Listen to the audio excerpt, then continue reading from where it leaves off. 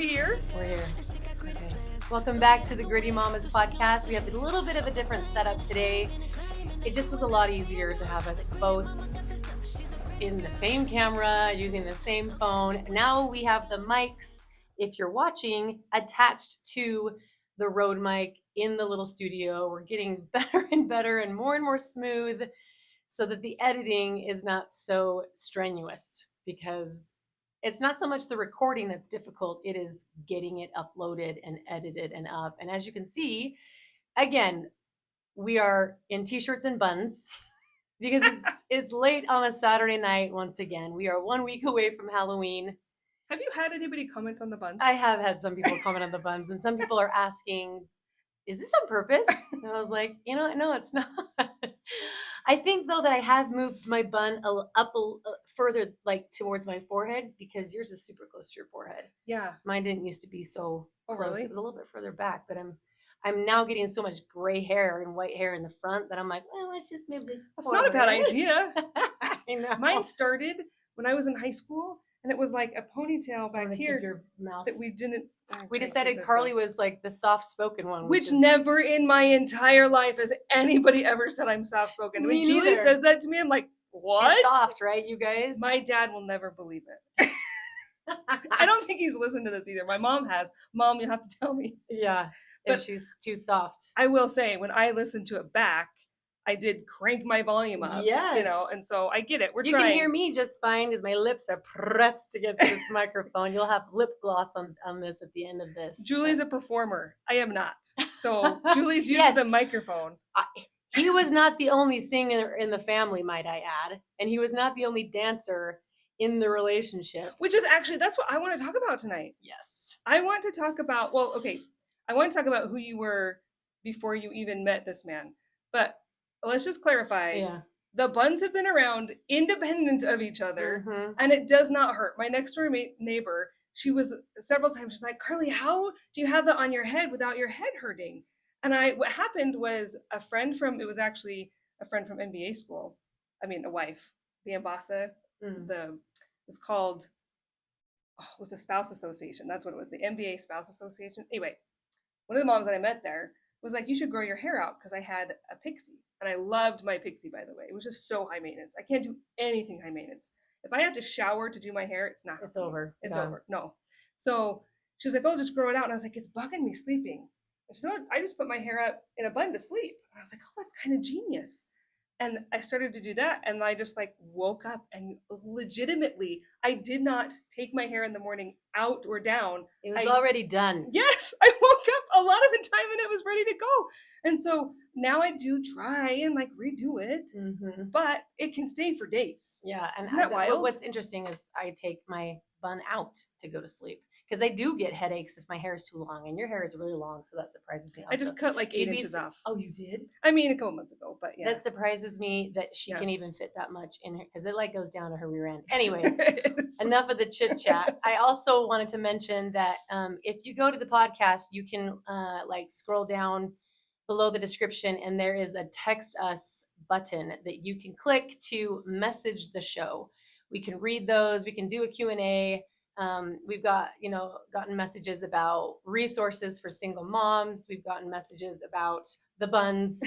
We've gotten messages and questions, and to stop the chit chat and just get on with the story. But like, the story, people want the salacious stuff, and I'm not here for it. Yeah, it's 18 years deep, and I'm not just going to get into the dirt without the want sweetness. Context. Yeah. Well, you have to have the context. You could make anybody look as horrific as you want if you take a very small portion of their life out and you just share it with the world. Well, because I've gotten so many comments that I'm exploiting and I'm hurting my children by talking about this, and your kids will resent you for speaking negatively about this experience or whatever it might be. But I disagree, because first of all, this was a high profile, and I say that very loosely, because I don't think it's that high profile. In the state of Utah, yeah, you can say your ex's name, and people often will know who you're talking about. Right. Not all the time. Some people will look at me in the face and be like, I don't know what that is. Right. So a Utah high profile and high conflict divorce. my kids were involved. They were brought into the limelight when they were born. I was vlogging about my births and delivering babies, but like Alex was always on board with that. And I took them to watch him perform, and they were often in his music videos, or at least a couple of them. And so they were already involved in this. And so when the court system says the children should know nothing about this, I was like, well, that's just impossible. That's absurd. You know, they're hearing about it at school. They're hearing about it at dance and at tumbling and at gymnastics. And anytime if he happened to show up to an event, then there's people talking, because this case was known, has been known. And so I am going to talk about it, and I am going to talk about the experience and the things that I felt, without disparaging and without speaking of him in a bad light. But I do want my kids to look back on this and to understand why I made the choices I made and why I thought the way I thought. Don't you want to kind of untangle the complexity a little bit? Because I've never been divorced. I know a lot of people who have, but being on the outside, I don't think you understand the complexity of it until you're there, or you know somebody really well who has been there or is there. Yeah. There's so many things that you don't understand. And yes, there's two sides to every story, but for somebody, I mean, it was Facebook, was it, that he came out and said that you left him? He's the one that came out on social media and said, made it public. He didn't say that on social media, but he did ask me to keep it quiet. And then he was the one that posted verbatim, "It is with sadness that Julie and I are separating." And I was like, come again? Like, wait, what? I got a screenshot, a text from Ari's third grade teacher at the time. And she said, "I'm so sorry." And I said, "About what?" So I had no idea, but I am going to talk about this. Did he tell you were separating by that point? Like he had walked away by then, or he announced it online before he announced it to you? I was still, well, gosh, there's so many little details to that. He had left for 2 months, came back, said he wanted to work it out. And then once he came home and got what he wanted, I will just say, he said then a day or two later, "Never mind, I actually do want out." And then maybe a couple weeks later, he posted it. Because I still was in denial. I still was hoping and wanting him to come home. It was still so fresh. And I still didn't think that he was really going to go through with it, because again, and maybe we'll talk about that today, he had left once before. So there's a lot to this story, and it does mean something or it does put the story, I guess, into context or make more sense by talking about it from the beginning. And that involves decisions that I made and things that I thought were righteous, because I live in culture, church culture, and it's not a bad thing, but it affected the decisions that I made. Well, I will say, I've thought often back to this experience that I had when I was newly married, and I was walking down the South Campus Hill at BYU with a friend of mine. And we were headed back to my apartment to study for statistics. And she was like stressing so hard about getting an A in this class. And I said to my friend, I said, "Why do you care so much about getting an A?" Like, in my mind, I'm pretty sure I was pregnant. I think it was one of my last semesters. And I was like, C's to get degrees at this point, man. Like, I'm just trying to survive, And what she said changed my world a little bit, because she said, "Carly, the only time my dad ever told me he loved me was when I got a 4.0. And that just triggered something in my brain, because you only know the culture of the home that you grow up in, and the culture of the church that you grow up in. And every home and every church and every community has flaws. And there's a context. You just don't know what you don't know. And in that moment, I was like, wait a second, this girl who grew up, neither one of us grew up in Utah. She grew up in California, and I grew up in Seattle. And we grew up in LDS homes with active parents that loved us, as far as I knew about her, right? But my dad told me he loved me every day, right? Like, there are all of these things that I just assumed was part of everybody's family. Exactly. Oh, if you're LDS, this is what it's like for you. And again, like getting married, I just assumed that my husband believed the same things that I did, because he was at a church school and he was raised LDS. So there were conversations that I just didn't have, because I didn't think I need to, right? I remember having a conversation with an elder on my mission. I served in Paraguay, And this kid and I were having a conversation about the Sabbath day. And he's like, we kind of had a crush on each other, but, kept everything mission appropriate. But we were talking about when we got home and how we believed the Sabbath day to be holy in a different way. He's like, I totally played football with my dad on Sundays. And I was like, how dare you? Like we stayed in Sunday dresses. No, you didn't. We did. Yeah, it was a strict household, but we were still jumping off the roof onto the tramp in our Sunday dresses, and they were just flapping in the wind. So we stayed in Sunday dresses. We wrote in journals. Bless my mom's heart, she tried to have us have it be a different day. Mm-hmm. And I understand, because as soon as we dressed into shorts and t-shirts, it may as well have been a Saturday. Mm-hmm. But when he told me he played football with his dad, I was like, you can't do that. And he's like, it was like the best memories and the best moments I've ever had were Sundays with my dad. And I remember thinking like, oh, he's not the one for me. But also like having this mind shift of, wait, who do I think I am? Yeah. But I was 21, and we're getting like so off topic, and there's so many things to talk about. But I think it matters. I think this matters because when you're knowing what we're going to talk about and knowing, how you think when you're dating, and you weren't super young, but young, right? Yeah. As you age and you study more and you learn more and you talk to more people, like you just can't help but grow and mature in ways you don't understand beforehand. Yeah. And so you want to blame yourself. I think the reason why I want to talk about Julie's like before Alex and then dating and stuff is because I think it's relatable for people to see like, okay, I see myself in this story because I was naive too. I thought these things that I don't think anymore. And I don't want people to think that getting married young is bad. I don't want people to think that. And I wasn't that young. Yeah, I was 25 years old. I had a college degree. I graduated like with honors. I spoke a second language. I had been on a mission. I had had a ton of job experience. Like I was ready for the next step. How many boys had you dated? I wasn't very boy hungry like my sisters. So, I mean, maybe 4.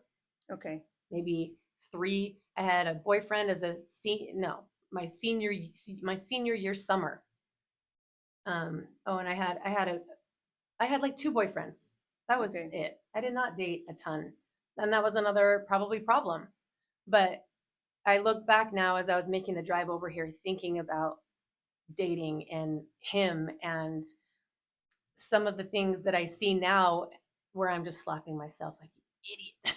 But like, you don't know. That's the thing. I don't think that age has as much to do with it as like, so another quick story. I was making $12 an hour in 2004, which was like actually a decent amount of money, right? I was making $13 in 2007, married at 25 years old. $13, people. So I was making $12 an hour when I was 17 because I nannied. Wow, yeah. I graduated a semester early so I could nanny. And I didn't want to go to school. I was like, Dad, I'm making bank. Mm-hmm. I'm happy where I am, this 17-year-old. And my dad was like, Carly, do you know how often you complain about the stupid boys here? And I was like, yeah. And he goes, where do you think you find the smart ones? And I was like, dang it. So I was like, meaning what? You had to leave? You had to go to school. Like, go to school. Oh. Because you're talking about you graduated from high school early. Yes, I graduated from high school early. Okay. And because I got married, you guys, at 19. So she was young. Yeah. So I graduated high school at 17. I walked at 18, and I went straight to BYU. Mm. I did a summer term. But the reason I went to school was because my dad was like, you're going to marry an idiot if you stay here, basically. He's like, you find the smart ones at school. Mm. And I had a good experience, but I dated a ton in high school. Like, I mean, by the time I married my husband, I probably had only kissed like 6 boys. It's not like it's a ton, but I dated a ton. And I always had a boy of some kind, whether it was a boyfriend or a friend that was a boy, you know what I'm saying? So when I met James, I was like, we can tell my story one day later. It doesn't pertain to this, but basically what happened was I met him and I was like, I'm just going to keep saying yes. He kept asking me out and I was like, I'm going to keep saying yes until he gives me a reason to say no. And he never did. And I knew I would be an idiot not to marry him. And that's why I married him, because I dated enough. Yeah. Right. And so I just think that some of the principles in the stories aren't to say that looking for a righteous man is a bad thing, and putting focus on the church, because that's what you saw in him, right? You saw an active I did. LDS man, or getting married young isn't bad. And I will say I did have, I don't want to say this in a politically incorrect way, so I will just say I had an attraction to ethnic men. And so You're not the only one. yeah, I mean, there's a lot of us, but I tended to find myself having crushes on, could have been, a Polynesian. Like, it was just the ethnic men that I was drawn to. So there was that. There was the fact Was that it also a performer? Because you were a performer. I was, but not really. It didn't have to be. Okay. It wasn't even success. It wasn't like I want the rich and I want to be rich someday. You better have money. It wasn't that. I was attracted to ambition. I was attracted to a man that goes after what he wants. And so when he's pursuing me, I was like, okay. Yes.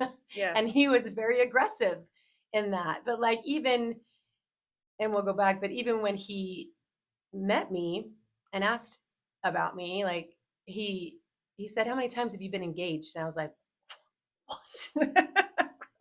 I mean, I had dated like 2 boys in high school that I considered boyfriends. And I was like, never. And he's like, what? I've been engaged 3 times. What? I mean, I should have been like waving the red flag.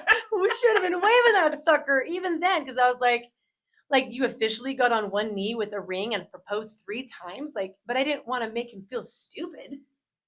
Cause I just assumed, and he did explain to me, I don't know if this is the truth or not, but it was mostly a Black issue. Because it was in Utah, and a lot of the parents didn't want their white daughters dating him. Do you feel like that was expressly said to him, or do you think he internalized that? I think probably both. Okay. I think both. And I think it depended on the girl. I think one girl was like, I cannot, because, and I experienced the same thing. My parents were apprehensive. Apprehensive is a good word. Yes. And not because they didn't like him, and not because they were racist by any means, but they grew up in that generation, and they grew up in church culture that stated you marry within your race, you marry within your socioeconomic status. Yeah. Like, that's not doctrine, but it's culture. Right. All culture. And that's what they believed was the recipe for a more healthy marriage. And I can see that with different cultures and different things that they eat and different, attitudes they have. But even to this day, I will defend the fact that the struggles and the happiness in the marriage had nothing to do with his color. It was everything to do with how he grew up and where, and the trauma of his childhood, and and my upbringing.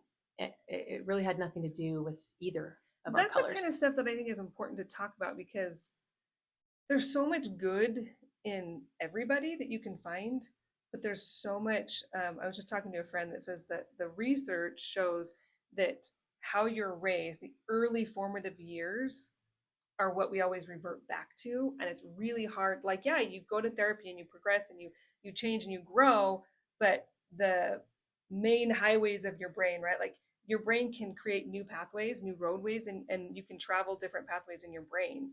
But the main highway that your brain naturally wants to use to get from one place to another are the ones from childhood. Yeah. And you have to work really hard, go around the freeway. Yeah. And I did have to go around the freeway. So I was doing a combination of both, right? I was like learning not to be judgmental because he didn't have a car.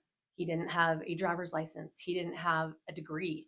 He didn't have citizenship. Mind you, the reason I asked if it was explicitly said to him or if he internalized it, because those are the things that as a parent I would worry about. I mean, anybody who's seen 90 Day Fiancé would be like, come again, because I would worry, is he marrying you? Because at the time he met you, you had how many jobs?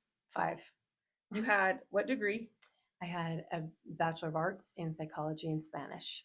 Okay, so a dual major? No, minor in Spanish, but it became a Bachelor of Arts. Okay. Which is like one little step ahead of a Bachelor of Science. Okay. Like I was trying to go the extra mile and trying to be self-motivated and so you had propel myself. Jobs, you had a degree, you had a car, you owned your home? I owned my condo. I bought a condo all by myself. And your car? and my car. So you kind of were the full package. And if you're my daughter, I'm thinking, holy crap, is this a 90-day fiance situation? Or is this just a guy who needs somebody to hold him up so he can do the same thing, so he can achieve the same thing? And you don't know as a parent, like No. I've seen in my own family, like things start great and then terribly. And we kind of didn't see it coming sometimes. And that was kind of the rise and fall of it all, because I was hopeful. I saw so much potential, which he obviously saw in me, because he saw, I believe, all of those things. He had never owned a car. He had never owned a home or a condo. He had never gone to college, but he also wasn't gifted the same opportunities. He had a really hard childhood. And I think that needs to be talked about, because people aren't just bad. Yeah. I do believe he has always been good at his core. And I do believe he always wanted to do right by whoever he associated with, but got caught into traps and past trauma that affects you later, that I was way far beyond what I was ever capable of understanding, even with a psychology degree. But I will say we are at about 21 minutes into this podcast, and we're going to try to make 2 of these in the same night. So I think we're going to stop kind of right here and move into the next episode, which I think we'll be talking about, I don't know, the dating and what I was like before. And sure. we're winging this. But yes, I am going to talk about these things. I am going to express my own feelings and thoughts on this. And people don't like that. They think that children should be protected, but they are hearing it online on Reddit. They see it. How about we redefine protect? Because yes. Protect your children. Isn't part of what we're doing, though, protecting them? Because I think that living in just a one-sided story is not protecting them, or living in the unknown and not being able to have clarity. Yeah. I think that, like, what happened, Mom? What happened? Like, I want this to be not a legacy by any means, but I want them to be able to find how I felt, the answers, because I know they're not getting it from the other side. And I know what everybody always says, oh, divorce, only the lawyers win, and only the children are the ones who suffer. And yes, that's true. But I'll say in my circumstance and in my situation, I have suffered. The woman who has left behind has suffered. This is not a 2-man show. This was one person's decision. This was one person's choice. And it's not to say that you weren't flawed or in error at all. Not. It's just to say that you wanted, like, we can put it on the record and say you wanted to work at it. Yeah. You wanted to say, these are my flaws, and to come and say, and I tell them, I'm like, I know that I'm this and I'm that, but like, let's go to counseling. Let's do this. Let's love each other through it. And we had for 16 years, so that's why I was like, what the heck? Like, this was supposed to be for eternity, bro. And you're just like calling it 8 kids deep and you're done? That's tough too, because we're talking about protecting the kids. How old was the baby? 18 months. She was 18 months old. I had 18 months, 3, 4.5, 6. Yeah, every 18 months, right? Every 18 months. Or 19. I don't know how you did it. I know. So there is a lot to this. I know you want the juicy and the dirty right off the bat, but we're setting the stage. So stay tuned for next week. It's going to be a good one. So now you know what it means to be gritty. It can be dirty, but you're still so pretty. Now make a pledge and never take no pity. Baby, welcome to the gritty committee. She's a gritty girl and she got gritty plans. So get out the way.